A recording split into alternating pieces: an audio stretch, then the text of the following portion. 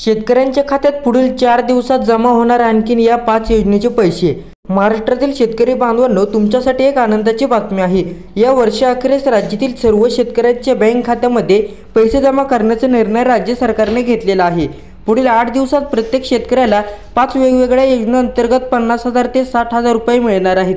त्यामुळे नवीन वर्षाचा पहिला आठवडा महाराष्ट्रातील शेतकऱ्यांसाठी खूप असणार आहे। छत्रपती शिवाजी महाराज शेतकरी सन्मान योजना 2017 मध्ये 44 लाख शेतकऱ्यांना योजनेअंतर्गत 18,762 कोटी रुपयांच्या कर्जमाफीचा लाभ झाला।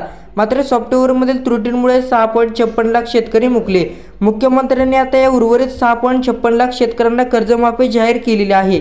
पंडित दीनदयाळ उपाध्याय व्याज सवलत योजना, शेतकऱ्यांनी 3 लाख रुपयांपर्यंतचे पीक कर्ज पूर्ण फेडल्यास 3% व्याज अनुदान मिळते। या वर्षी या योजनेसाठी 72 कोटी रुपयांची तरतूद करण्यात आलेली आहे।